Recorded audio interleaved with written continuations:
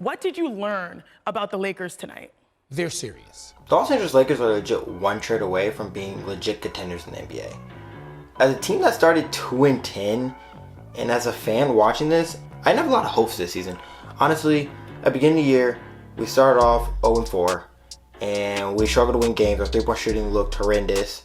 Russell Westbrook, who we thought was going to be traded, was still there. LeBron looked kind of probably the worst I've seen LeBron start a season off. He looked slow. He looked like Father Time maybe had caught up to him. Anthony Davis was good, but he wasn't great. We were just hoping that he could stay healthy. He battled with some early injuries in the season, and this honestly felt like last year, but worse. The team construct that Rob Pelinka put together was questionable.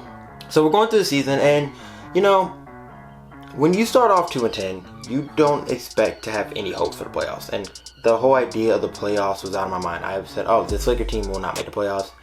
If they make a play-in, they'll be lucky. I kind of just disowned the team. I didn't want to watch Laker games. Like, I generally did not have fun watching Laker games. Probably the first time in my life where I did not have fun watching a LeBron James team play basketball. And then stuff started to change. I think it started when Russell Westbrook started coming off the bench. Russ, who I and most of the Laker community has wanted traded all for the last 2 years. I mean, we brought him here, paid him $40 million fucking dollars, you know, $40 million to play for us. But I would say Russell Westbrook's the first key on this Laker turnaround season. His willingness to put his ego aside and come out and actually compete, and not just compete, but compete at a very high level, has been the first bright part of the season. Like, as immediately he went to the bench, he was better. Like, immediately, we were like, Russell Westbrook off the bench just started working. Not much of a numbers guy, but let me just show you some numbers to say what I'm talking about. When Russell Westbrook, his first 3 games of the season, we saw him do 19-11 versus the Warriors. And then we had the 2-point game. Now, this game, he went 0-11. I think all hell broke loose this night. We lost to the Clippers 103-97. Russell Westbrook was horrendous. He had 2 points. He was 0-11 from field, 0-6 from three-point line. He's 2-2 on free throws. He had 3 rebounds, 4 assists, 5 steals, and 1 turnover. That was probably one of the worst games I've seen him play in a Laker jersey. And it was, oh my God, I was like 2 points. $40 million, you get 2 points. He played 27 minutes, he got 2 points. Two. My grandma can go get you a bucket. My grandma will get you a layup. Two. My granny dead, so that's crazy. And then he follows that up with another 4 for 15 performance with 10 points.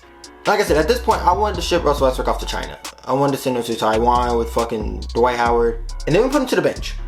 And things started changing. I'm not gonna lie. Things just started changing. First game off the bench, he had 18-8-3 in a 111-102 loss to the Timberwolves.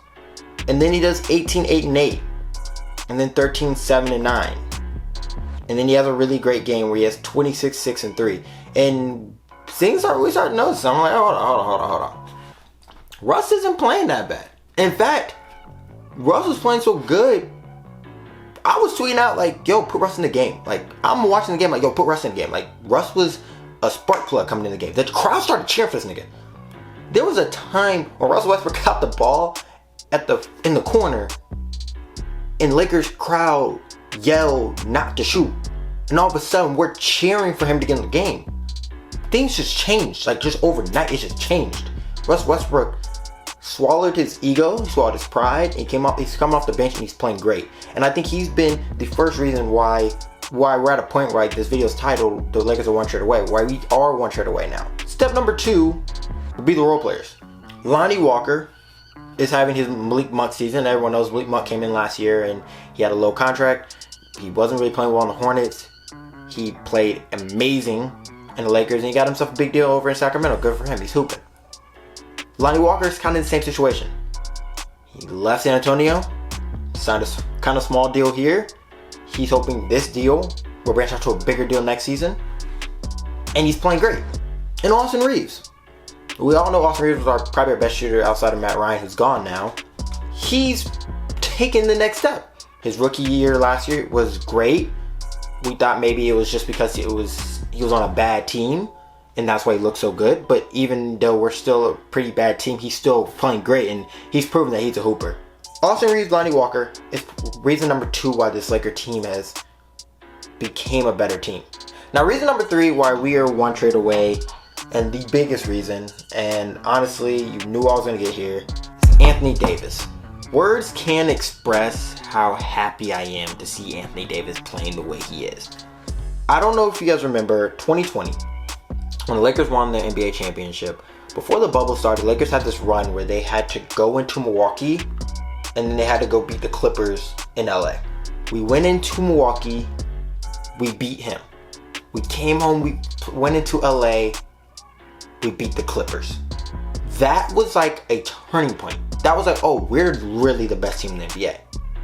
That's how the other night felt when we went into Milwaukee and we beat them. They got Chris Middleton back, they're the number 1 ranked defense, and Anthony Davis came on that court and gave them 40. He just gave them 40. 44 points and 10 rebounds. And that was after he dropped 37 on DeAndre Ayton's head. And then he follows that up a night ago. By the time this comes out, he would have played again with the 55.17 performance.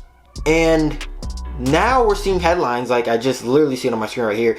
Anthony Davis has started to grab the torch from LeBron. Anthony Davis might be the Lakers' best player. That's what we've wanted the whole time.